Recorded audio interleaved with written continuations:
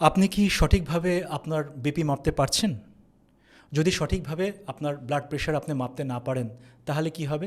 ভুল রিডিং আসবে। আপনি টেনশনে পড়ে যাবেন, অথবা সবচেয়ে খারাপ কি হতে পারে? আপনি আপনার সঠিক বিপি না জেনেই আপনি ওষুধ খেয়ে ফেললেন। আসসালামু আলাইকুম, আপনার উপর শান্তি বর্ষিত হোক। আপনাদের সকলকে স্বাগত জানাচ্ছি আমাদের আজকের পর্বে, যে ব্লাড প্রেশার মাপায় কিছু ভুল। প্রথমেই বলে নিতে চাই যে এই ব্লাড প্রেশার মাপাটা মূলত আজকের এই পর্বটি 3 ধরনের মানুষের ক্ষেত্রে প্রযোজ্য হচ্ছে। প্রথমত, যারা বিপির ওষুধ খাচ্ছেন এবং মাঝে মাঝে আপনাদের ব্লাড প্রেশার চেক করেন বাসায়। দ্বিতীয়ত, যারা ব্লাড প্রেশার ওষুধ খান না কিন্তু দেখতে চাচ্ছেন যে আপনার প্রেশার ঠিক আছে কিনা। এবং তৃতীয়ত, অন্য কারো প্রেশার মেপে দিচ্ছেন। 3টি ক্ষেত্রেই লক্ষ্য রাখবেন, যারা বাসায় মাপছেন তাদের জন্য আজকের এই ভিডিও।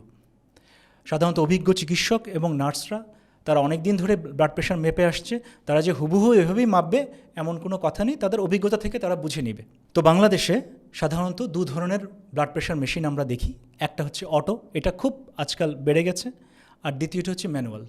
অটোটা আমরা জানি কিছুই না, হাতে কাফ পরে জাস্ট বাটনে চাপ দিব, প্রেশার মাপা হয়ে যাবে। আর ম্যানুয়ালটা কীরকম?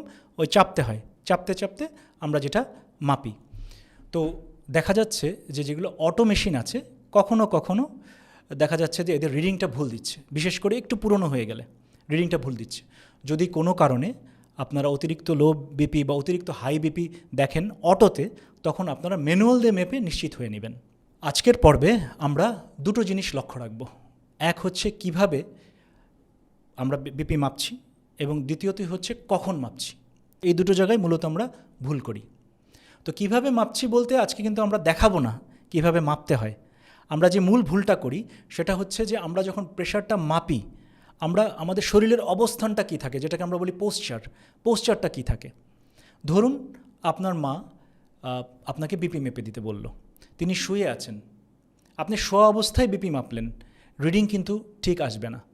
তবে লক্ষ্য রাখবেন যে তিনি যদি বসতে না পারেন কোনো কারণে, তাহলে তাকে তো শুয়েই মাপাতে হবে, এই ব্যাপারে কিছু করার নেই। তাহলে সঠিক পোস্চারটা কী হবে, মানে কিভাবে আমরা বসে বিপি মাপবো, যেটা আমরা করব সেটা হচ্ছে আমরা চেষ্টা করব পড়ার টেবিলের পাশে বসে অথবা ডাইনিং টেবিলের পাশে বসে, চেয়ারে বসে বিপি মাপতে, প্রেশার মাপতে।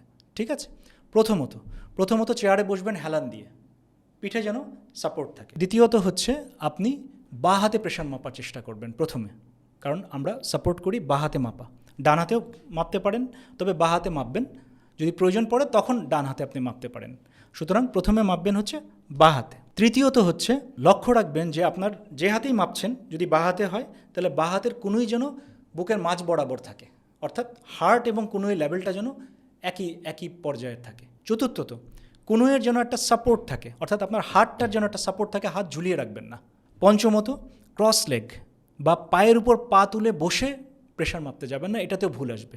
এই তো গেল কিভাবে বসবেন। এবার আসা যাক কখন মাপবেন কখন মাপবেন না। আমরা বলি যে ভর পেটে প্রেশার মাপবেন না, প্রেশার বেশি দেখাবে।